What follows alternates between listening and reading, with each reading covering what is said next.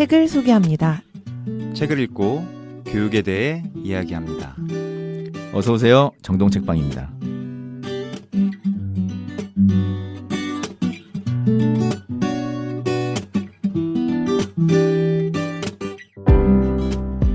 그러면 이제 1장부터 이제 해당 부분을 읽어보고 작가님하고 대화를 나눠볼 텐데, 먼저 1장에 해당하는 안녕 9살 방구석 그림책은 어느 부분이 가장 와닿았는지 프로님께서 한번 읽어주시죠. 네, 1장에 해당하는 안녕 9살 방구석 그림책에는 강영하 작가님이 이 모임을 시작하게 되는 이야기로 이제 구성이 좀 되어 있어요. 사실은 교육자 시분에서 같이 이야기 나눌 부분들이 많이 있어서 네. 저는 딱 한 부분으로 이렇게 꼽기는 어렵지만 그래도 이 한 부분을 통해서 이야기 나눌 거리들이 좀 많이 있을 것 같아서 제가 한번 선택한 거를 한번 읽어보겠습니다. 29페이지예요. 네.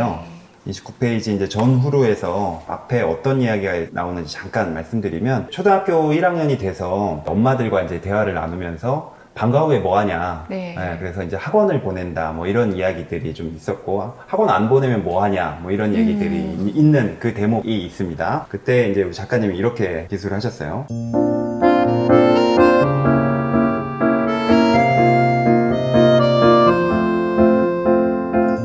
혼이 쏙 빠졌다.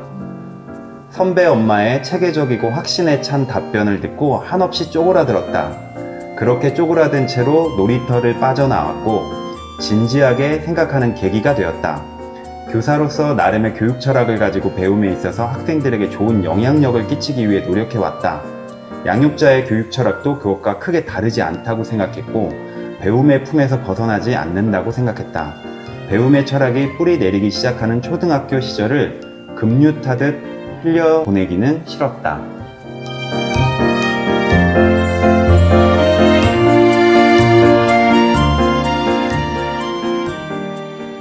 네, 제가 이제 꼽은 이야기는 사실 교육자들이 가질 수 있는 고민일 것 같아요. 나는 나름 교육자이고 우리 아이들한테도 좀 더 대안적인 교육들을 좀 해야 되겠다, 뭐 그렇게 생각은 하지만 실제로 자기 자녀한테는 그런 내가 네. 가지고 있는 교육 철학과 신념을 고수하기가 쉽지 않은 지점들이 좀 많이 있을 것 같아서 작가님은 네. 그런 고민의 지점들을 갖고 이 모임을 또 시작하셨는데 네, 네. 어떤 생각이셨는지 좀 더 깊이 네. 들어보고 싶었습니다. 제가 고등학교 남자애들을 가르치고 있는데요. 그 친구들이랑 되게 잘 맞아요. 학기 초에 상담을 많이 해요.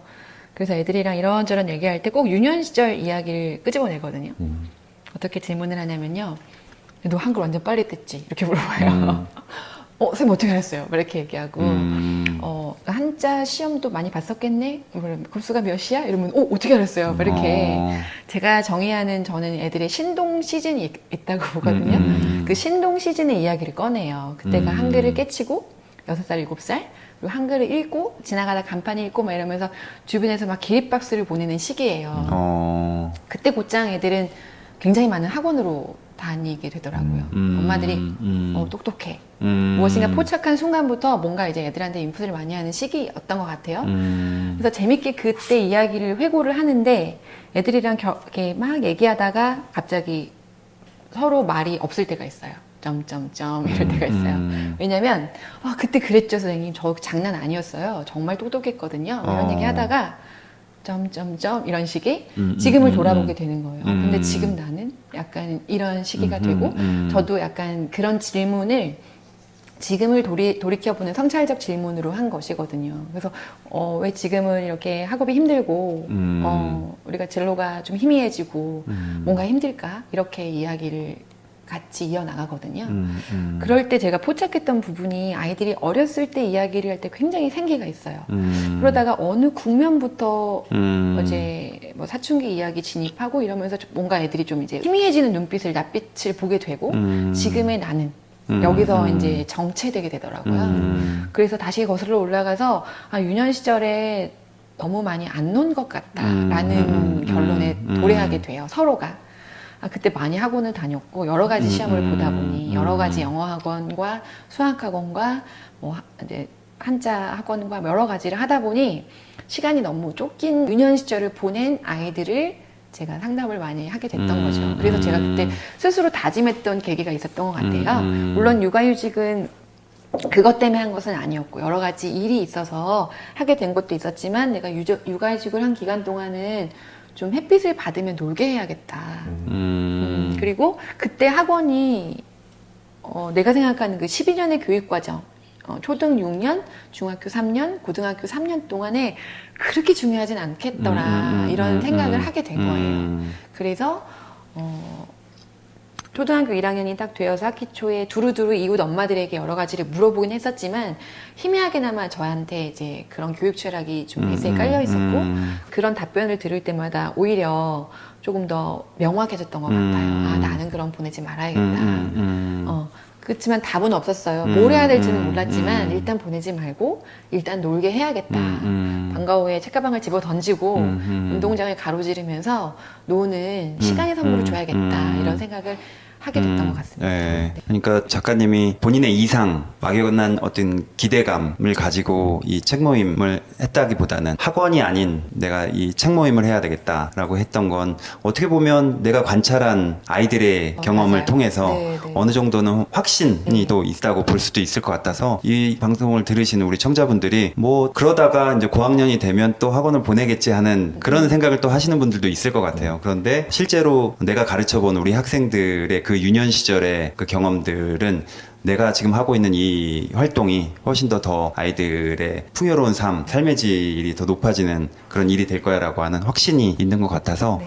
되게 많은 도움이 될 것 같다는 생각이 좀 드네요. 네. 네. 근데 사실 이제 교사로서 그런 생각을 갖고 있다고 하더라도 나의 아이를 네. 이제 부모로서 하기에는 쉽진 않단 말이죠. 네, 특히 네, 여기 네. 책에도 나오지만 유비처럼 특출난 재능이 보이는 것 같은 아이들을 이거를 어떻게 해야 되는지 고민이 많이 되셨을 텐데 네, 네. 지금 이제 4학년이 네, 네, 된 4학년. 지금까지도 그 신념은 네, 변함없으신가요? 그러니까 유비도 사실 네. 이게 책에서 서술해 보니 특출하지만 굉장히 네. 평범하고요. 노는 거 너무 좋아하고 그래요. 그래서 저도 고민이 많죠. 여기 나왔듯이 누군가는 이제 수학 선행 달려야 될 때 자꾸 왜 지리산 간다 그러냐 네. 이러기도 하고 왜 아직도 놀리냐 이렇게도 얘기하는데 일단은 책 모임을 통해서 재미있게 책을 읽고 있고 여전히 책을 좋아하고 이제 4학년쯤 되니까 책에서 얻는 효능감을 얻게 됐어요. 재미가 베이스로 깔린 상태에서 효능감을 얻게 되니까 스스로 엄마 나 정말 똑똑한 것 같아. 그리고 엄마 책에서 다 봤어. 막 이런 얘기를 하면서 효능감을 느끼고 있구나. 근데 여기에서 내가 어떤 걸 더 해줘야 될까 저도 여전히 고민이긴 한데 일단 지금 자기가 지식을 스스로 구성하고 있기 때문에 그것에 더 힘을 보태겠다. 그리고 또 하나는 4학년 2학기가 되고 5학년, 6학년이 되면서 아이들이 학교도 시간표가 늘어나면서 바빠지는 시기가 되는데 저의 고민은 어떻게 해서 아이들에게 뭉텅이 시간 하루의 일과 중에 2-3시간의 책을 읽을 수 있는 뭉텅이 시간을 확보하느냐에 대한 고민이 더 깊은 것 같아요. 그래서 방구석 시즌 2, 더 큰 아이들과 방구석 시즌을 좀 더 지속하고 싶은 마음이 있고요. 그리고 궁극적으로는 더 컸을 때, 6학년쯤 됐을 때는 스스로 이제 이런 독서 모임을 구성하는 그런 힘도 발휘됐으면 좋겠어요. 그래서 어느 정도 사교육이 나쁜 건 아니기 때문에 필요할 때는 해야 하겠다는 생각도 있어요. 그래서 뭐 한 5학년 후반이나 6학년쯤에는 체계적인 글쓰기, 뭐 논술학원 이런 데서 한 6개월 정도 어떤 트레이닝을 받으면 되지 않겠냐 이런 막연한 생각은 있어요. 대신에 그 학원을 다녔을 때는 길지 않게 3개월에서 6개월 정도 배우면 됐지 뭐. 더 지속할 이유는 없는 것 같아요. 여기서 그런 기법이나 테크닉이나 이런 것들을 배우고 오면 스스로 버무릴 줄 알아야 하는 역량이 책을 읽으면서 쌓였다고 생각을 하거든요. 그래서 저는 학원을 보내게 되더라도 단기 목표가 있어야 된다고 생각을 해요. 이 정도 다녔으면 됐지. 근데 아이들 입장에서는 엔들리스로 계속 학원을 다니는 건 애들에게 큰 고난인 것 같아요. 보여야죠, 빛이. 이 통과하는 터널에 빛이 보여야 하는 시점. 따라서 책 모임도 저는 시작 시점은 중요하지 않은 것 같고요. 끝나는 시점. 우리 딱 크리스마스 때까지만 할 거야. 우리 딱 여름 때까지만 할 거야. 이런 거 되게 좋은 것 같아요. 애들이 기분이 산뜻해지거든요.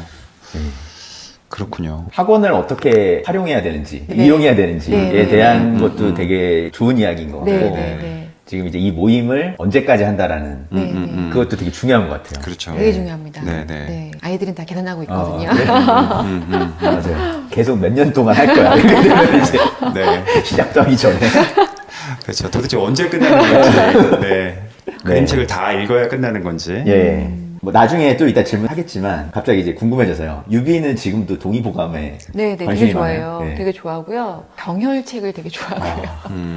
경혈책을 뭐 이렇게 맥 짚고 이런 거 되게 좋아하고요. 네, 되게 재밌어요. 그러니까 유비는 지금 완벽히 약초의 비커밍이 네, 되어 있는 네, 네, 상태고요. 네, 네, 그래서 사실 좋아하는 장도 옛 이야기, 뭐 고전 이런 것들을 삼국지 이런 걸 되게 좋아해요. 왜 그런 것들이 나오기 때문에. 네, 네, 네. 근데 충분히 만끽하게 해주고 싶어서 뭉텅이 시간을 많이 주고 책을 읽을 때도 오늘 아침을 먹으면서 이제 얘기했어요. 오늘 엄마가 이제 오디오 클립을 녹음을 하는데 유비야 어떻게 책을 우리가 읽게 됐을까? 이렇게 얘기했더니 무섭게 웃으면서 엄마가 어렸을 때부터 잠자리에서 책을 읽어줬어요. 이렇게 얘기를 하더라고요. 그래서 근데 사실 일정 부분 요즘 엄마들 다 지혜로워서 다 그렇게 하잖아요. 네. 근데 아이의 워딩은 이제 그거였죠. 근데 저는 이제 엄마 세계에서 그걸 환원했을 때 가장 힘든 시기가 9살, 10살, 11살인 것 같아요.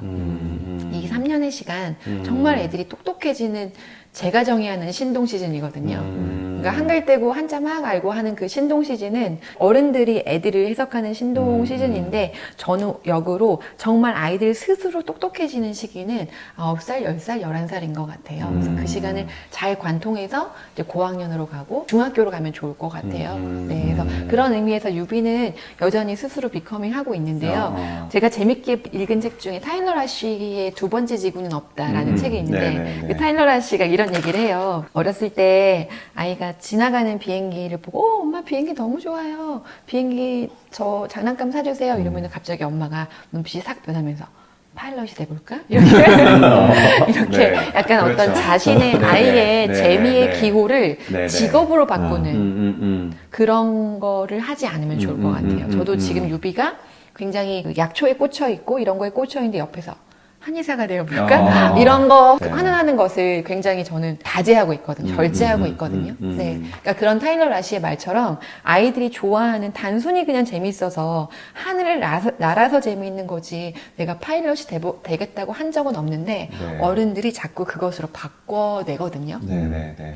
너무나 진로 교육이 어렸을 때부터 되다 보니 네 그런 것에서 어른이 그러니까 부모로서의 어떤 사적인 욕심을 버리고 어른으로서의 그 공적인 포지셔닝을 가지면 사사로운 욕심이 사그라드는 것 같기도 해요. 네, 그래서 저도 애들이랑 책 모임을 하면서 그럴 때 있거든요. 같이 5명에서 모임을 하는데 어떤 친구가 유달리 얘기를 잘해. 우리 아이가 여기 있는데 그럼 갑자기 어금니를 꽉 물게 되는 그럴 때 욕심을 내려놔야 되고 네네네네. 그 순간 제가 여기서 먼지라는 어떤 닉네임을 했던 것처럼 공적인 어른이 되면 이 사사로운 욕심을 내려놓게 되는구나 라는 것을 경험하게 됐습니다. 네네네. 네. 참 쉽지 않은 네, 맞아요. 일이기는 한데 네. 사실 이 책 모임을 하면서 책 모임을 하는 이 어른들도 같이 성장하는 네, 이야기가 맞아요, 되지 맞아요. 않을까 그런 생각이 네. 좀 들고 사실 이 1장에서만 하더라도 이 대화를 나눌 거리들이 너무나 많이 있는데 네. 몇 가지 좀 더 소개드리고 이제 2장으로 넘어가면 어떨까 하는데요. 네. 일단은 이 책이 강영화 선생님이 사시는 곳이 또 제주이고 네. 제주에서 자라고 또 지금까지 선생님으로 또 근무를 하고 계시다고 들었는데 사실 그래서 제주 이야기가 좀 많이 나올 줄 알았어요. 아, 네. 근데 생각보다 제주 이야기가 많지는 않았는데 아, 네. 31페이지에 보면 제주라는 말을 이제 쓰시면서 제주의 길을 산책하다가 차츰차츰이라는 선을분교의 교훈을 네. 본 적이 있다 네. 이런 말이 나와서 아싸 이제 제주가 나왔구나 이렇게 또 생각을 했던 대목이고 그래서 네, 네. 선을분교를 실제로 지도에 찾아봤어요. 아. 그래서 우리가 돌다가 선을분교를 한번 꼭 들리면서 차츰차츰이라고 하는 교훈 밖에 있는지는 잘 모르겠지만 여기를 네네. 지날 때 그 교훈을 한번 떠올려 볼 수 있겠다 네. 하는 생각이 좀 들어서 좀 좋았던 것 같고 아까 작가님이 또 말씀하시기도 했는데 우리가 글을 읽는다는 것을 굉장히 테크닉으로 접근하는 경우들이 또 많이 있고 또 이 글을 읽어서 그 목적이 입시로 귀결되는 경우들도 네. 있고 실제로도 우리가 직업생활을 하다 보면 그 목적 있는 글 읽기 독서들이 좀 많이 있기도 하잖아요. 뭐 그럴 때 우리 최근에는 뭐 문해력, 네. 문해력이 많이 떨어지고 있다 뭐 이런 네. 얘기도 해서 어떻게 보면 부모님들이 더 불안감을 또 갖기도 하는데 42페이지에 보면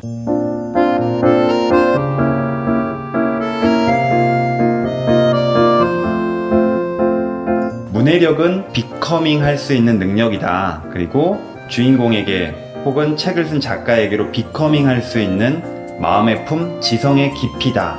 그렇게 문해력은 소유의 영역이 아니라 누림의 영역으로 봐야 한다. 우리가 세상과 자연을 소유할 수 없듯 문해력도 세상을 누리고 자연을 누리는 것과 같다.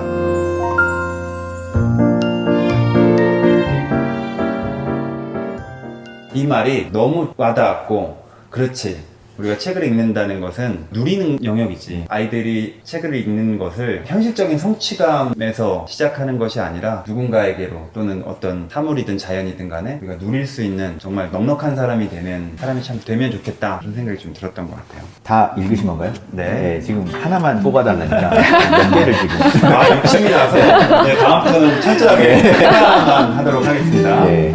네.